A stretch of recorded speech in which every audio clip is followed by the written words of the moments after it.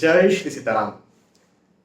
वर्ष 2024 के राशिफल के बारे में हम यहाँ पर चर्चा कर रहे हैं, वार्षिक राशिफल के बारे में चर्चा कर रहे हैं और मुख्यतः कर्क राशि के वार्षिक राशिफल के बारे में चर्चा कर रहे हैं। तो यदि कहीं आपकी राशि कर्क है तो ये पूरा वीडियो सिर्फ आपके लिए है। हाँ, कर्क के अलावा भी यदि कोई आपकी राशि है तो चिंता ना करें, परेशान ना हो। आप YouTube, फेसबुक, इंस्टाग्राम पर वीडियोस के सेक्शन में जाकर के वीडियोस इंस्टाग्राम पर तो रील्स होती हैं, तो वहां पर जाकर के आप ये वार्षिक राशिफल देख सकते हैं। एक और जगह है जहां आपको सारे राशिफल मिल जाएंगे। YouTube और फेसबुक में प्लेलिस्ट होती है, तो प्लेलिस्ट में जाकर के भी आप सारे राशि, जो भी आपकी राशि है उस राशि के राशिफल देख सकते हैं।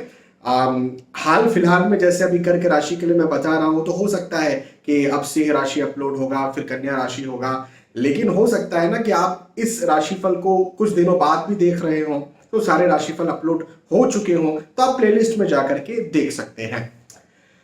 अब देखिए, चूंकि ये राशिफल है, चूंकि यहां पर मेरे पास आपकी कुंडली नहीं है, आपकी जन्म पत्रिका नहीं है, तो मैं एक बात यहां पर जरूर कहना चाहूंगा कि राशिफल देखने से पहले, मानने से पहले इस बात को समझिए कि ये सार्वजनिक और सामान्य स्तर पर है। हाँ जी भाई, आपकी जन्म पत्रिका नहीं है, आपके लग्न कुंडली, नवमांश कुंडली, दशमांश कुंडली इत्यादि मेरे पास नहीं है, और जब मुझे दशाएं वगैरह, नक्षत्र वगैरह कुछ नहीं पता है, तो फिर मैं आपके भविष्य के बारे में कैसे बता सकता हूं? तो बता सकता हूं। एक ऐसी व्यवस्था, एक ऐसा सिस्टम है हमारे ज्योतिष में, और उसे कहते हैं राशिफल।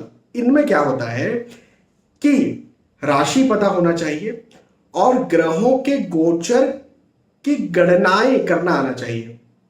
तो भाई, मुझे आपकी राशि पता है, मेष से लेकर मीन तक कोई तो एक राशि होगी, आपकी कर्क राशि है, तभी आप इस वीडियो को अभी तक देख रहे हैं। अब कर्क राशि को लग्न पर रख करके भाई मुझे ये भी पता है कि 1 जनवरी 2024 से लेकर 31 दिसंबर 2024 तक कौन से ग्रह किस राशि में कब वक्री होंगे, कब मार्गी होंगे, कब राशि परिवर्तन करेंगे, कितने डिग्री में रहेंगे, वगैरह वगैरह। तो जब मुझे ये सब चीजें पता है तो निसंदेह में ग्रहों के गोचरों की गणना अच्छे से कर सकता हूं और उसके आधार पर आपको आपका राशिफल बता सकता हूं। हालांकि मेरा भाग्य इतना अच्छा है, प्रभु की कृपा है। सबसे पहले प्रभु को धन्यवाद, फिर आपको भी धन्यवाद कि आप ये मुझे बताते हैं कि प्रभु की आप पर कृपा है। कैसे? आप मुझे कमेंट करके बताते हैं कि सर आपके बताए हुआ राशिफल हम पर 100% सटीक बैठा, ये आप मुझे बताते हैं। और जब आप मुझे बताते हैं तो मुझे ये पता चलता है कि हाँ, प्रभु की कृपा है, कि प्रभु मेरे वाणी में बैठे हुए हैं, मेरे गले में बैठे हुए हैं। मैंने एनालिसिस जब किया तो मेरे दिमाग में बैठे हुए हैं, मेरी मेहनत जो मैंने की उसका फल देने के लिए प्रभु बैठे हुए हैं। तो बहुत बहुत धन्यवाद कि आप मुझे ये बताते हैं कमेंट करके, और भगवान का भी धन्यवाद कि मैं जो कहता हूँ आपके लिए सही हो जाता है, जो एनालिसिस करता हूँ वो आपके लिए सही हो जाता है। प्रभु को भी बहुत बहुत धन्यवाद। चलिए अब आगे बढ़ते हैं और अलग अलग क्षेत्रों के बारे में चर्चा करेंगे। सबसे पहले नौकरी, व्यवसाय, प्रोफेशन और धन संपत्ति या फिर आर्थिक स्थिति को लेकर के चर्चा करेंगे। उसके बाद में फिर हम घर, परिवार, पारिवारिक स्थिति को लेकर के चर्चा करेंगे, फिर स्वास्थ्य को लेकर के चर्चा करेंगे, पढ़ाई लिखाई को लेकर के चर्चा करेंगे, और फिर उसके बाद में हम फाइनली आध्यात्मिकता में आएंगे कि क्या उपाय आपको करना चाहिए। ठीक है, चलिए तो सबसे अब शुरुआत करते हैं सबसे पहले आपके व्यवसाय से, बिजनेस से। यदि आप बिजनेस करते हैं तो ये वक्त, ये वर्ष कर्क राशि वालों को बिजनेस में बहुत ज्यादा मुनाफा करवाने वाला है। हाँ जी, 2023 में यदि कहीं आपकी कोई योजनाएं थी, कोई मेहनत थी, कोई प्लानिंग थी, कुछ सोच थी, किसी सपने के पीछे आप लगे हुए थे, तो वर्ष 2024 आपको उसे कंप्लीट करने में, उसे सक्सेस फुल करवाने में बिल्कुल सहयोग करेगा। मैं आपसे ये कह सकता हूं एक बात।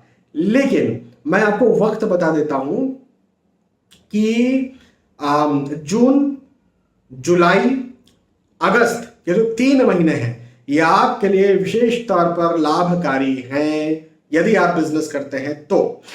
जून, जुलाई, अगस्त, हाँ जी, विशेष तौर पर लाभकारी है। मतलब मैं ये नहीं कह रहा हूं कि वर्ष पूरा इसके अलावा का जो समय है वो खराब है, ये नहीं कह रहा हूं, लेकिन आप जो मेहनत कर रहे हैं इस समय आपको प्रतिफल दिलवाने वाला है, और फिर इस समय आपको जो प्रतिफल मिला आगे चल के आपको उसका लाभ मिलता रहेगा।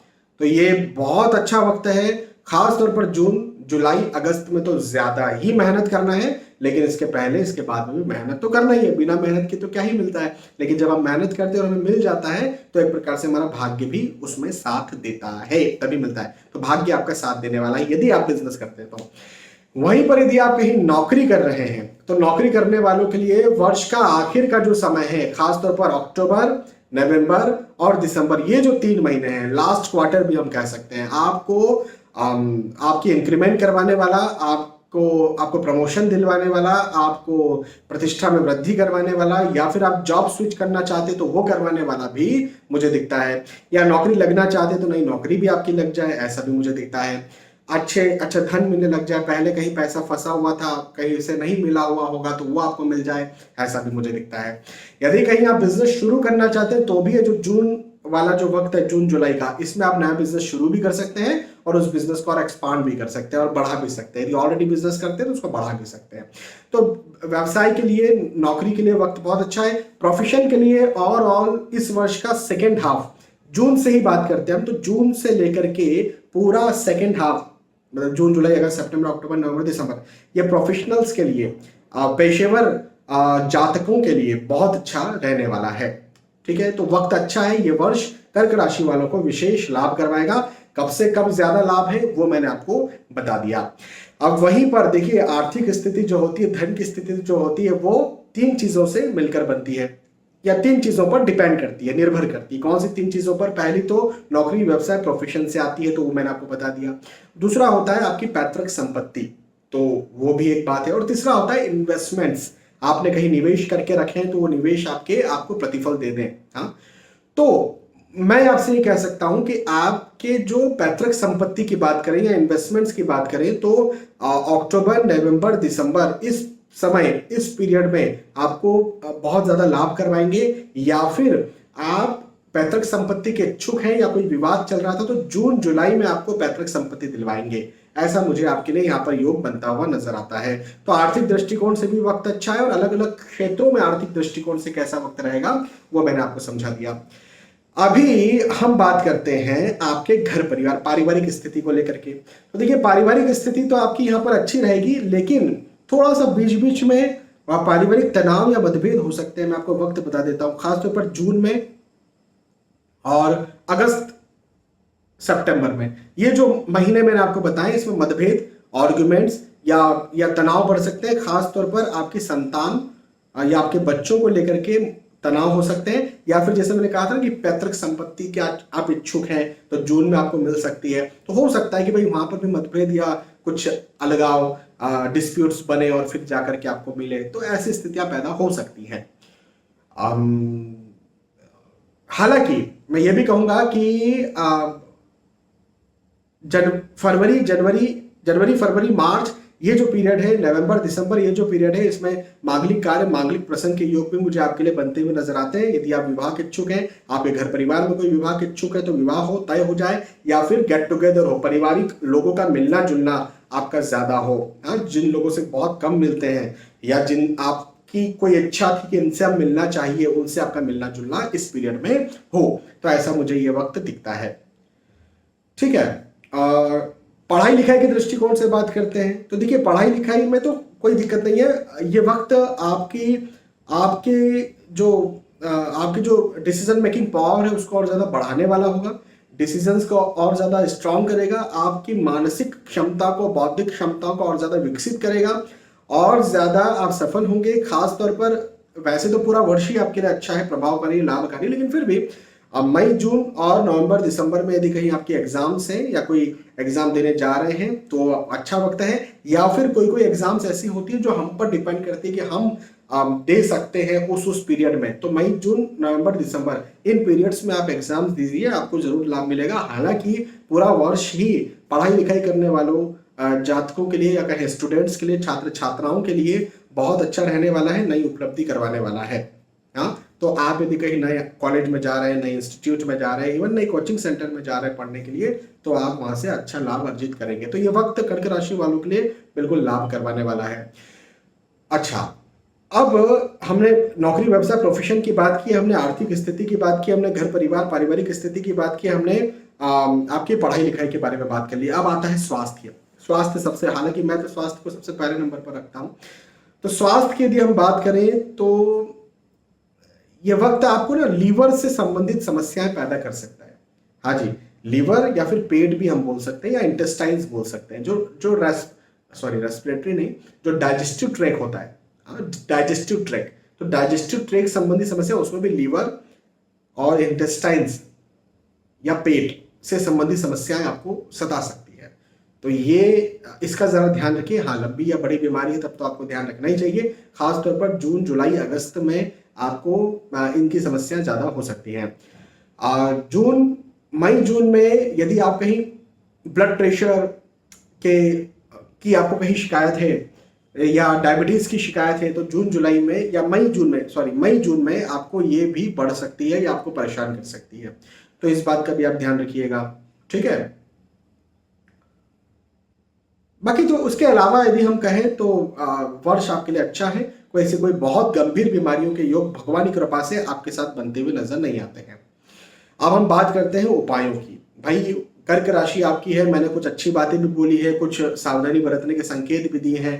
तो क्या उपाय किए जाएं जिससे आपको लाभ मिले? तो कर्क राशि वालों के लिए मैं ये कहूंगा कि सबसे मुख्य तो यह है कि आप भोले बाबा पर, शिव शंकर भगवान पर हर सोमवार जल चढ़ाएं ही चढ़ाएं। ये कंपलसरी है आपके लिए, पहली बात। दूसरी बात, चंद्रदेव को अर्घ्य देना। जैसे हम सूर्य को अर्घ्य देते हैं ना, सूर्यदेव को जल चढ़ाते हैं, ऐसे चंद्रदेव को जल चढ़ाना। जैसे महिलाएं होती है ना, करवा चौथ पर जल चढ़ाती है चंद्रदेव को, हाँ, ऐसे ही आप चाहे महिला हो चाहे पुरुष हो, इससे मतलब नहीं है, चाहे बच्चे हो चाहे बच्ची हो, इससे मतलब नहीं है। मतलब यह है कि आप चंद्रदेव को अर्घ्य दें। अब यदि आप चांदी के लोटे से अर्घ्य देते हैं तो बहुत अच्छी बात है, अन्यथा आप जो है वो स्टील के लोटे से भी दे सकते हैं, आप तांबे के लोटे से भी दे सकते हैं, कोई दिक्कत की बात नहीं है। तो अर्घ्य दें, और अर्घ्य दे करके आप ओम सोम सोमाय नमः इस मंत्र का जाप भी कर सकते हैं, और सोमवार करें। हालांकि मुख्यतः यहाँ पर चंद्रदेव को अर्घ्य देने में एक नियम यह होता है कि जो अमावस्या होती है उस दिन चंद्रमा दिखते ही नहीं है, तो उस रात को और आने वाली 2 रात, बीती 2 रात, इन 4-5 रातों को छोड़ करके आप हमेशा चंद्रदेव को जल यदि आप देते हैं, रोज भी देते हैं, तो बहुत अच्छा आपके लिए रहेगा। हनुमान जी के मंदिर जाना भी आपके लिए बहुत प्रभावकारी यहाँ पर सिद्ध होने वाला है। और चींटियों को शक्कर डालना, हाँ, सोमवार एटलीस्ट चींटियों को शक्कर डालना भी आपके लिए बहुत ज्यादा प्रभावकारी सिद्ध होने वाला है। हाँ, आपकी मनोकामनाओं को पूरा करने वाला है।